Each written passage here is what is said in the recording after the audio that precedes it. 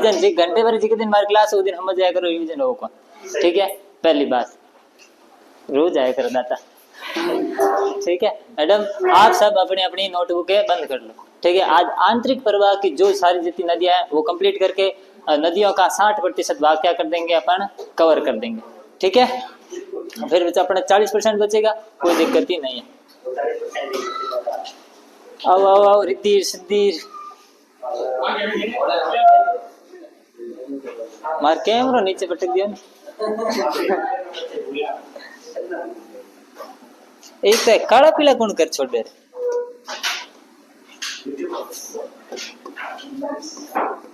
राजस्थान की नदियां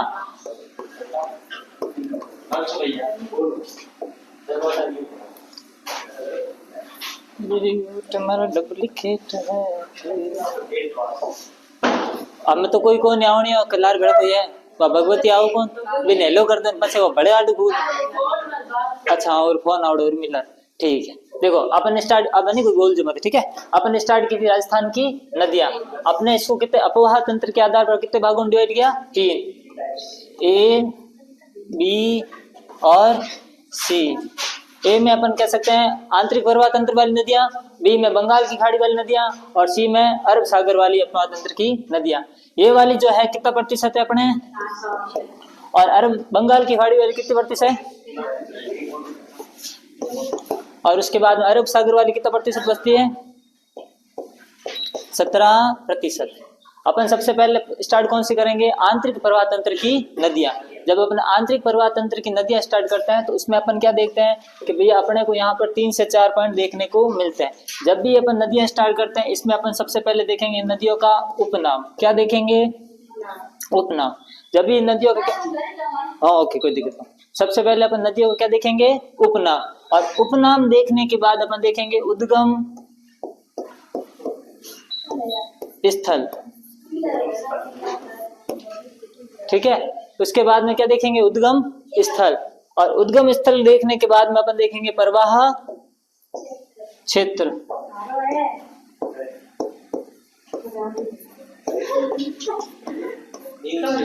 और फिर उसके बाद में अपन क्या देखेंगे लास्ट में, विशेषता।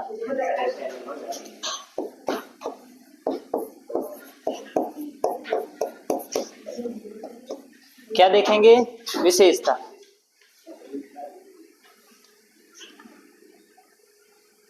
देखो अपन ने नदियों को कितने भागों में डिवाइड किया, 3। सबसे पहले आंतरिक प्रवाह तंत्र की नदियां, दूसरी बंगाल की खाड़ी और तीसरी अरब सागरी। ये वाली नदियां कितने प्रतिशत है, 60%।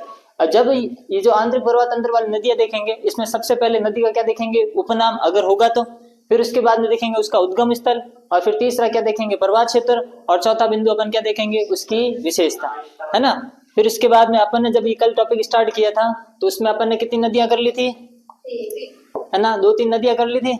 इसकी अपन निकाल देते हैं, की हमारी बात पेन रही।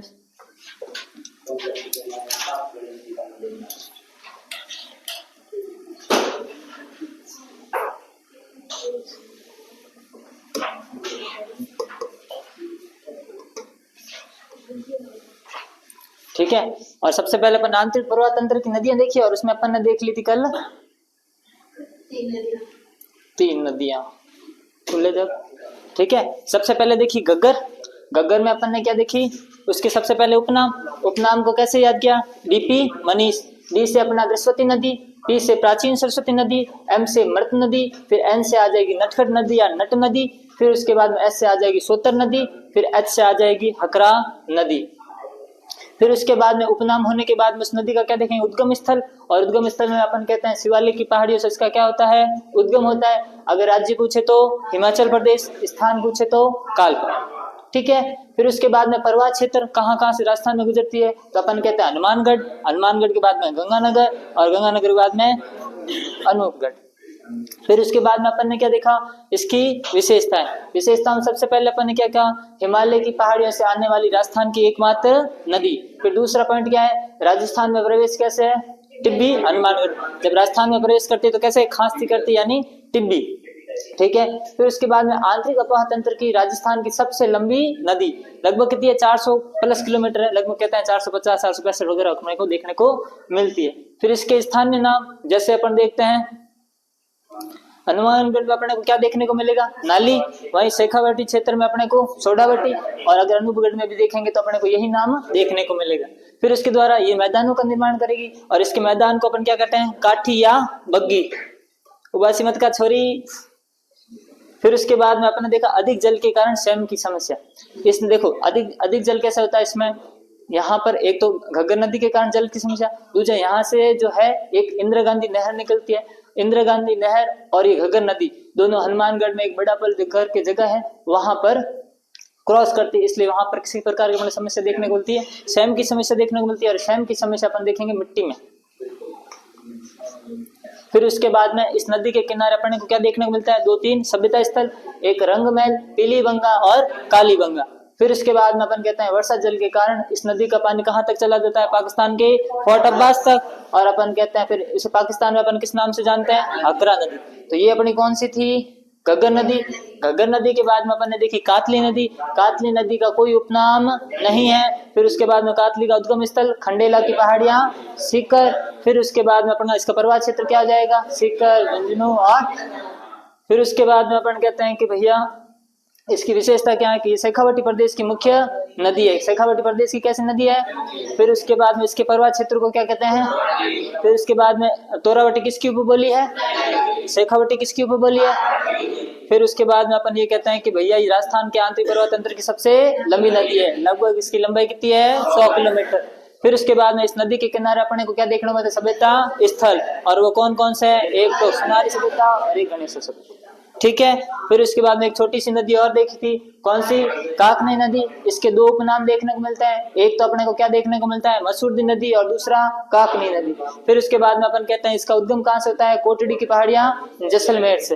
फिर उसके बाद में अपन ये कहते हैं कि भैया है ना, इसका ये देखो ये वाली जो नदी है राजस्थान की सबसे छोटी आंतरिक प्रवाह तंत्र की नदी है। इसके अलावा ये अपना पानी कौन सी झील में गिराती है, भुज झील में। फिर इसके अलावा यहाँ पर जो है इस नदी के किनारे अपने को एक गणेश जी का मंदिर देखने को मिलता है, और वो गणेश जी का मंदिर कहाँ पर देखने को मिलता है, जैसलमेर में, और उसका नाम है काक गणेश मंदिर। ये अपन ने देखा था कल, आज अपन देखेंगे 2-3 और जो नदियां है।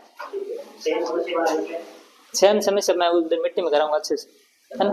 अच्छा वो पॉइंट में लिख लो भले, है ना, यहाँ पर सेम समय। वैसे ये मैंने लिखा रखा है, अगर ध्यान दोगे तो मैंने ये लिखा रखा कहाँ पर, शेखावटी, है ना, उसे घग्गर बेसिन।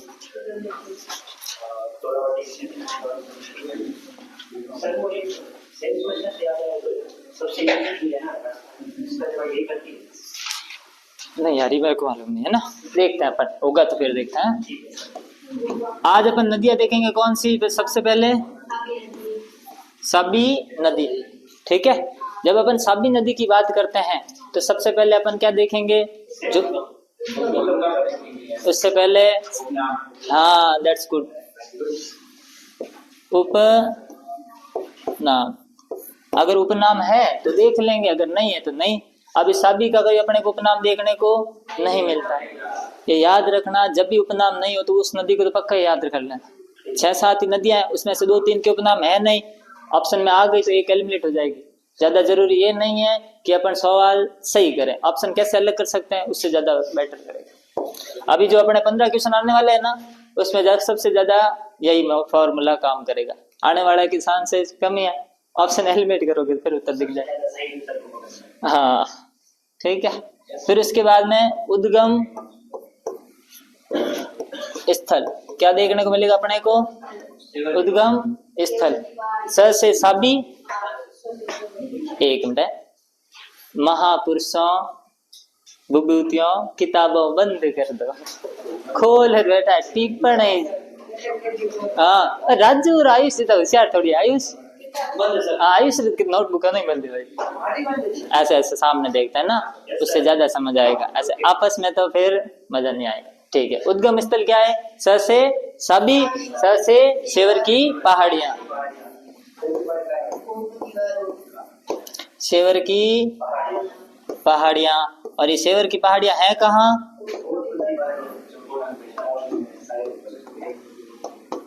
कोटपुतली बहरोड।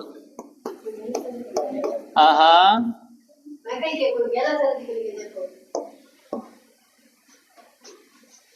उपनाम क्या है? कोई उपनाम नहीं है। फिर उसके बाद उद्गम स्थल अपने को क्या देखने को मिलेगा? सेवर की पहाड़ियां, जो है कहाँ? कोटपुतली बहरोड। अगर ये कोटपुतली ऑप्शन में बहरोड नहीं है तो फिर क्या मिलेगा? जयपुर मिलेगा। सेवर की पहाड़ी तो मिलेगी मिलेगी भाई, वो तो आएगी। अगर मुझसे नहीं पढ़ के जाता तो भी आती है ना। फिर उसके बाद इसके बाद में तीसरा पॉइंट अपना क्या बचता है? प्रवाह क्षेत्र। जब अपन प्रवाह क्षेत्र की बात करते हैं तो इसमें क्या आ जाएगा? एक तो आ जाएगा कोटपुतली बहरोड, और ये कोटपुतली बहरोड से कहां तक है? ये चलती है खैरथल तिजारा। अब जब अपन पहले की बात करते हैं, पहले की कब? जब ये जिले नहीं बने थे तब ये इसमें ऑप्शन आता था जयपुर से अलवर। क्या आता था? जयपुर से अलवर। जयपुर और अलवर दोनों से मिलाकर क्या बनी अपनी? कोटपुतली बहरोड। इसलिए यहाँ पर जयपुर लिखा मिलता था और खैरथल तिजारा बना अपने अलवर से। ठीक है, तो अब अलवर की जगह क्या दिखेगा? खैरथल तिजारा। और कोटपुतली बहरोड की जगह अगर पहले वाला ऑप्शन होता तो अपने को जयपुर दिखता। नए ऑप्शन से अपने को क्या दिख जाएगा? कोटपुतली बहरोड से खैरथल तिजारा। और अगर पुराना वाला है तो मैं यहाँ पर कर देता हूँ जे और ए, जयपुर और अलवर। हालांकि आने की संभावना कम।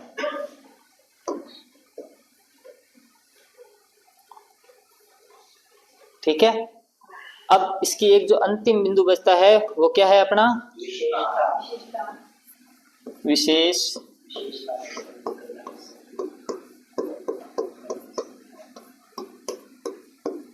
विशेषताएं, है ना। ये कहां से कहां तक चलती है अपनी? कोटपुतली बहरोड से। अब जब इसे मैप में देखते हो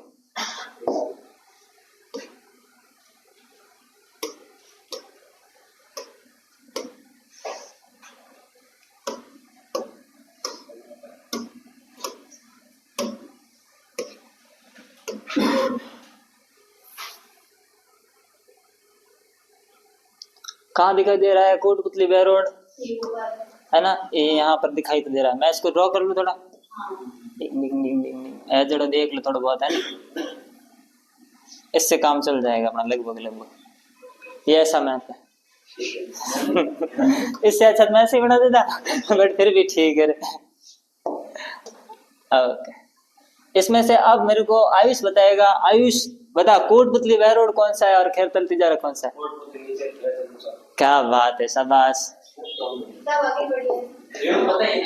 हाँ हाँ, ऐसे वापस रीड बढ़िया बात है, छपना भी चाहिए। ठीक है, अब देखो कोटपुतली बहरोड से अपने क्या उत्पन्न होती है? और सेवर की पहाड़ी किधर है अपनी? है ना। अब यहाँ से ये चलेगी नदी और फिर उसके बाद में कहाँ जाएगी? अब ये कोटपुतली से निकल गया खैरथल। खैरथल से कहाँ चली गई आगे? हरियाणा। कहाँ चली गई आगे? तो ये राजस्थान की एकमात्र ऐसी नदी है जो कहाँ प्रवाहित होती है? हरियाणा में चली गई। पहली विशेषता तो इसकी क्या हो जाएगी? राजस्थान की ऐसी नदी जो पर इसका उद्गम कहाँ से होता है? राजस्थान से, लेकिन प्रवाह कहाँ होता है? हरियाणा में। अब देखना, ये हरियाणा में यहाँ पर एक झील है। कौन सी झील है? एक यहाँ पर झील है। कौन सी झील है? नफज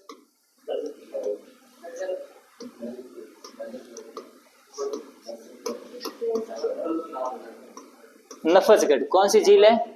नफजगढ़। क्या नाम है? और ये नफजगढ़ कहाँ पड़ती है? गुरुग्राम हरियाणा, या पटौदी करके एक हरियाणा की जगह है, वहां पर अपने को क्या देखने को मिलती है? नफजगढ़। वहां पर अपना क्या गिरा देती है? पानी गिरा देती है। ठीक है, फिर उसके अलावा यहाँ पर अपने को एक सभ्यता स्थल भी देखने को मिलता है। और वो सभ्यता स्थल क्या है? हाँ, जोधपुरा सभ्यता।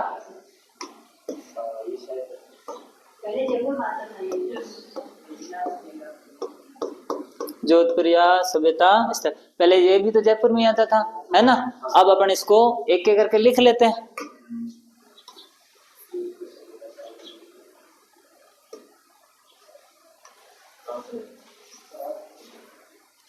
साबी नदी है ना। देखो साबी नदी का पहले क्या नहीं है, उपनाम नहीं है। फिर उसके बाद में सेवर की पहाड़ियों से इसका उद्गम होता है। कहाँ पर है सेवर की पहाड़ियां, कोटपुतली बहरोड, कोटपुतली बहरोड से खैरतल तिजरा। फिर उसके बाद में अपन कहते हैं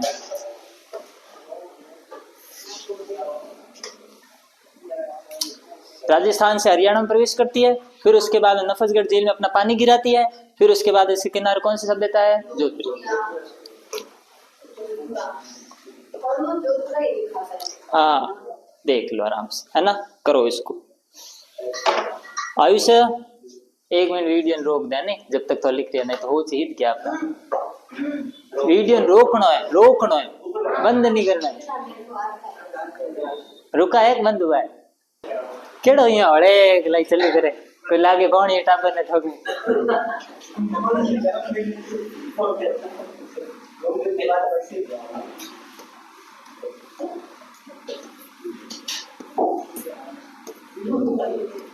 अब है नहीं थोड़ी कॉपी किताब बड़ा कहीं कर लो एक बार।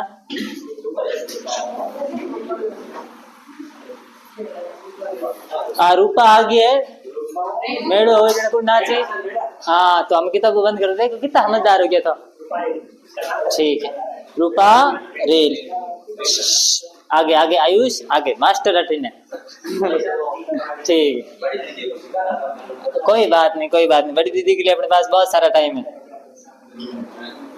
आप सुनो सबसे पहले इस नदी में क्या देखेंगे, अब बताओ किस किस को पता है इसके उपनाम क्या। ए बंद करके हम किलो बोली हुए ठीक है। देखो एक से इसका नाम किससे शुरू हो रहा है, रूपा रेल से। एक नाम इससे ही शुरू है, रू से ही, रूप नारायण नदी। क्या नाम है, रूप नारायण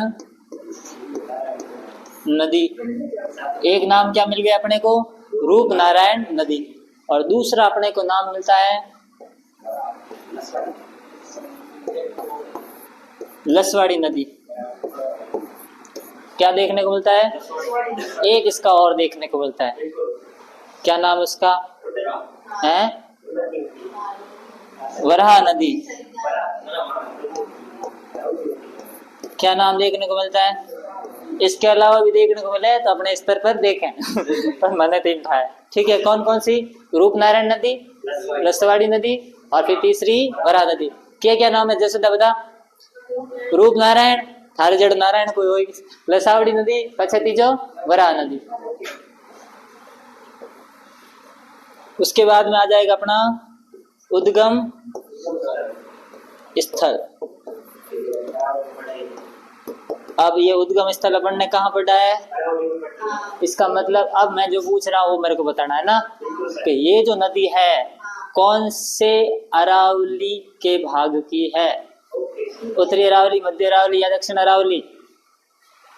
हाँ हाँ तो बताओ, पूछ रहा हूँ ऐसे, हाँ ऐसे थोड़ी करना है कौन सी अरावली की है?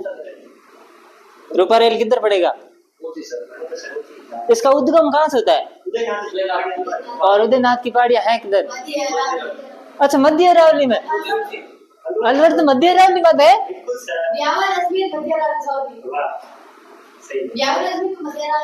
अच्छा अच्छा उत्तरी अरावली के एक बार जिले बताना मेरे को। जयपुर, सीकर, हाँ झुंझुनू और इसका ना देखना आराम से, ये किस, अरे ना इसका क्वेश्चन सही से आया है ना कि कौन सी अरावली का भाग है। उद्गम कहाँ पे आ जाएगा, उदयनाथ की, और ये उदयनाथ की पहाड़ियां कहाँ पड़ती है अपने,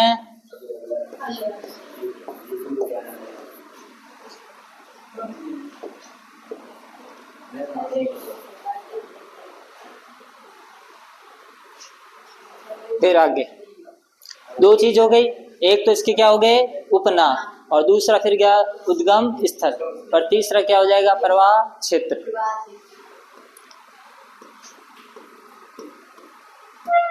प्रवाह क्षेत्र में पहले तो 2 जिलों में चलती थी, अब 3 में चलती है। तीसरा कौन सा हुआ होगा, जो होना चाहिए। एक तो अपना अलवर, अलवर के साथ में अपन हमेशा क्या पढ़ते हैं पक्को, वो हर बार उल्टे ही जाओ। और डी के साथ में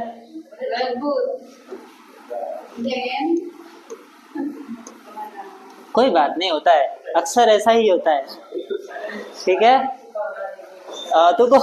तुक्को मारना जरूरी नहीं, नेगेटिव मार्किंग थोड़ी। हाँ क्या थोड़ा जानो तो थोड़ा खरम जानो। अरे आपके तो अच्छा है, लेकिन जिनके नेगेटिव मार्किंग ही नहीं है उनके लिए क्या अच्छा है भाई, हैं? अब देखो इसकी विशेषताएं की अपन जब बात करते हैं तो एक ही विशेषता इसकी बहुत बहुत क्या कहते हैं इम्पोर्टेंट है, बाकी सारी की सारी गप है। कैसे?